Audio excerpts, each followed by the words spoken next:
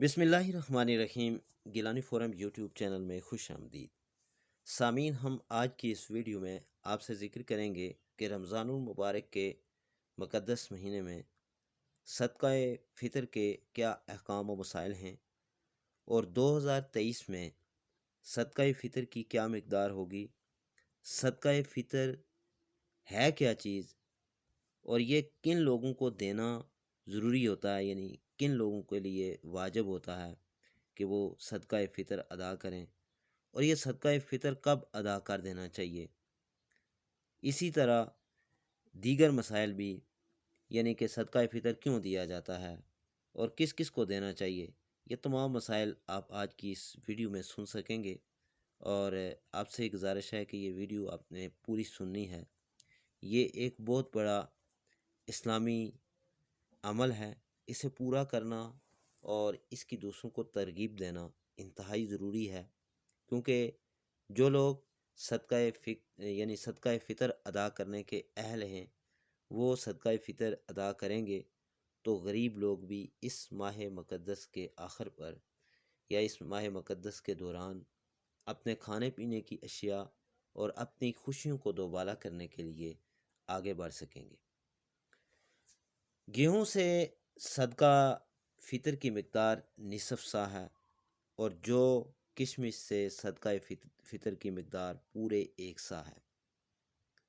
निसफ़ सा का वज़न मौजूदा ओज़ान के एतबार से 1 किलो 633 ग्राम का होता है, और मकम्मल एक सा का वज़न 3 किलो यानी 3.266 ग्राम के वज़न के बराबर होता है। यानी अगर आप सदका फ़ितर गेहूँ के ज़रिए अदा करना चाहते हैं तो 1.5 किलो ग्राम अदा करें, या अगर आप गेहूँ की कीमत से सदका फ़ितर अदा करना चाहते हैं तो गेहूँ की जो मार्केट कीमत है उस इलाके में चल रही हो, उस हिसाब से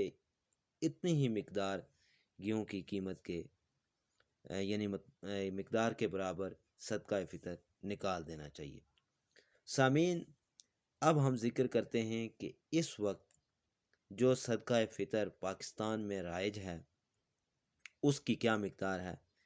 क्योंकि यहाँ पे खजूर, जौ, गंदम और दीगर चीज़ों के हवाले से सदका फ़ितर दिया जाता है। हम इस वीडियो में आपको फ़िदिये के हवाले से भी बताएंगे, कफ़ारे के हवाले से भी बताएंगे कि उसका आपने कैसे क्या तरीक़ाकार है। सदका फ़ितर और फ़िदिये की कम अज़ कम मिक़दार जो इस वक्त पाकिस्तान में उलमाए कराम ने और मुख्तलिफ़ हुकूमतों ने जो जारी की है, वो 320 रुपये फ़ी कस है, जो अहले सरवत अपनी माली हैसियत के मुताबिक फ़ितरा यानी फ़िदिया अदा करें। अगर अजनास की बात की जाए तो गंदम का आटा 2 किलो यानी चक्की वाला, फ़ितरा सौदिया यानी फ़ितरा व फ़िदिया सोम या फ़िदिया, अगर आप बात की जाए कि गंदम का आटा जो है उसके बराबर अगर आप पैसे देते हैं तो एक यूं के जो है आप 320 रुपये, यानी अगर एक आदमी का आप फ़ितराना अदा करते हैं तो 320 रुपये है। और अगर इसी तरह आप यूमिया फ़िदिया अदा करते हैं तो वो भी 320 रुपये है, और पूरे 30 दिनों का 9600 रुपये बन जाता है। और अगर आप कफ़ारा अदा करते हैं तो ये 19,200 रुपये है, और कफ़ारा की किस्म जो है ये 3200 रुपये है। इसी तरह अगर जौ की बात की जाए तो ये 4 किलो इसकी कीमत बनती है, और 480 रुपये एक शख्स का अगर जौ के हिसाब से फ़ितराना अदा करता है तो 480 रुपये है। और अगर रमज़ान मुबारक के पूरे 30 रोज़ों का फ़िदिया देता है तो 14,400 है। इसी तरह अगर कफ़ारा देता है तो 28,800 है, और कफ़ारा की किस्म जो है वो 4800 रुपये है। अगर आप खजूर की बात करें तो खजूर भी 4 किलो के हिसाब से आप फ़ितराना अदा कर सकते हैं, जो कि 2800 रुपये बनती है। और इसी तरह अगर आप खजूर के हिसाब से फ़िदिया देना चाहते हैं तो वो भी एक दिन का 2800 रुपया बनता है, और पूरे 30 दिन का 8400 रुपया बनता है। یعنی 8,400 روپے، اور اگر آپ اسی طرح کفارہ ادا کرنا چاہتے ہیں تو 16,800، اور کفارہ کی قسم جو ہے وہ 28,000 روپے بنتی ہے۔ اسی طرح اگر آپ کشمش جس کا درجہ اول ہے اس کی بات کریں تو 6400 روپے ایک آدمی کا کشمش کے حساب سے فطرانہ بنتا ہے، یا اور اگر اسی طرح آپ فدیہ ایک دن کا دیں تو وہ بھی 6400 روپے بنتا ہے، اور اگر آپ پورے 30 دن کا فطرانہ پورے 30 دن کا اگر آپ کرنا چاہیں یعنی فدیہ آپ دینا چاہیں تو وہ بھی 1,92,000 روپے بنتا ہے، اور کفارہ جو ہے اس کا 3,84,000 روپے بنتا ہے، اور یہ 64,000 روپے کا کفارہ کی قسم بنتی ہے۔ اور درجہ دوم کی جو کشمش ہے وہ 4800 یعنی 4800 روپے ہے، اور اگر آپ فدیہ دیں گے ایک دن کا تو وہ بھی 4800 روپے بنتا ہے، اور اگر پورے 30 دن کا آپ دیتے ہیں تو 1,44,000 روپے یعنی 1,44,000 بنتا ہے۔ اسی طرح کفارہ اگر آپ دینا چاہتے ہیں تو 2,88,000 روپیہ بنتا ہے، اور کفارہ کی قسم جو ہے وہ 48,000 روپے ہے۔ سامعین، یہ فطرہ اور فدیہ اور کفارات کی کم از کم مقدار ہے۔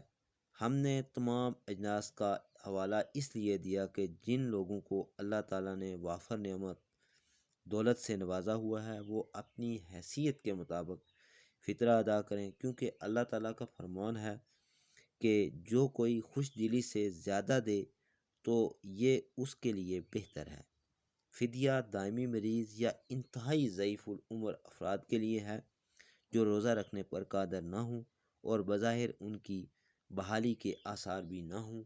عارضی مریض یا مسافر جو مرض یا سفر کے عذر کی بنا پر روزہ نہ رکھیں، ان پر صحت یاب ہونے یا سفر سے واپسی پر اپنی سہولت کے مطابق قضا ہے۔ جو روزہ رکھ کر کسی عذر کے بغیر توڑے اس پر کفارہ ہے، اور وہ 60 مسلسل روزے اور ایک روزے کی قضا ہے۔ اگر یہ روزہ رکھنے پر قدرت نہ رکھتا ہو تو پھر کفارہ ادا کرے۔ ہم نے اپنی اس ویڈیو میں آپ کو کفارے کے حوالے سے بھی بتایا، فدیہ جو یومیہ کے حساب سے ہے اس پہ بھی بات کی، اور جو فطرانہ بنتا ہے اس کے حوالے سے بھی بات کی۔ اب اگر بات کی جائے کہ فطرانہ یعنی صدقہ فطر واجب کیوں ہے، عید الفطر میں صدقہ فطر اس واسطے واجب کیا گیا ہے کہ صدقہ فطر روزہ داروں کے لیے طہارت اور ان کے روزوں کی تکمیل کا ذریعہ ہے۔ جس طرح کہ نماز میں فرائض کی تکمیل کے لیے سنتیں مقرر کی گئی ہیں، ایسے ہی یہ صدقہ فطر مقرر ہے۔ دوسرے اس وجہ سے بھی کہ مالداروں اور دولت مندوں کے گھروں میں تو اس روز عید ہوتی ہے، مگر مسکین و مفلس محتاجوں غریبوں کے گھروں میں ناداری اور غربت کی وجہ سے اسی طرح سے روزہ کی شکل موجود ہوتی ہے۔ لہٰذا خدا تعالیٰ نے اپنی مخلوق پر شفقت کی وجہ سے مالداروں پر ضروری قرار دیا ہے کہ مسکینوں محتاجوں کو عید سے پہلے صدقہ فطر دے دیا کریں تاکہ وہ بھی عید کریں، یہاں تک کہ عید سے پہلے ہی ان کو صدقہ دینا لازم قرار دیا ہے۔ اور اگر مسکین و محتاج زیادہ ہوں تو یہ صدقہ خاص جگہ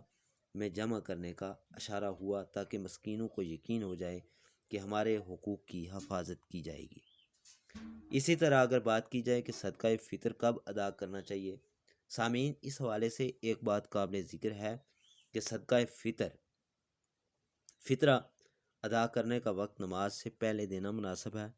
جناب رسول مقبول صلی اللہ علیہ وآلہ وسلم کی یہی سنت ہے، اور اس میں حکمت یہ ہے کہ جیسے تمہاری عید ہے ایسے ہی مسکینوں غریبوں کی بھی تو عید ہے۔ تو اگر نماز سے پہلے فطرانہ کی ادائیگی ہو جائے اور فطرہ کا مال ان کو پہنچ جائے تو بیچارے پکا کر کھا لیں گے، یہ تو قومی ہمدردی ہے۔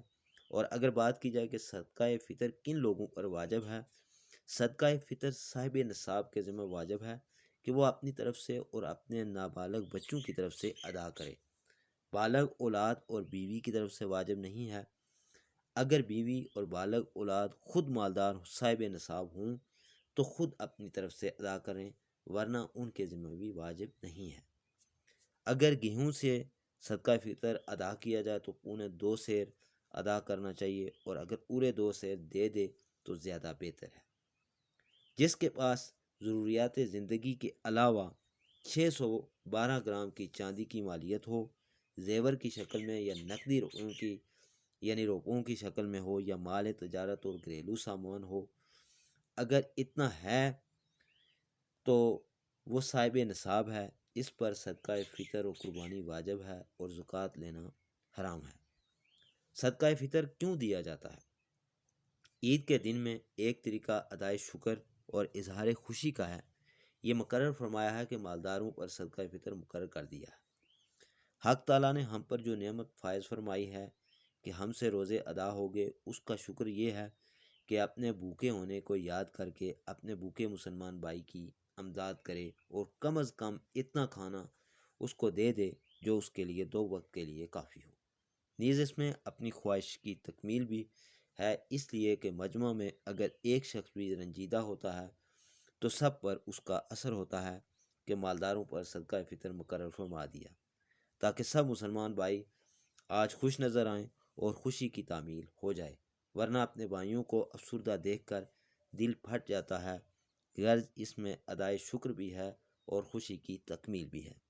اور اس کے ساتھ ساتھ صدقہ کے معنی بھی، اس لیے غیر روزہ داروں اور بچوں کی طرف سے بھی صدقہ فطر ادا کیا جاتا ہے۔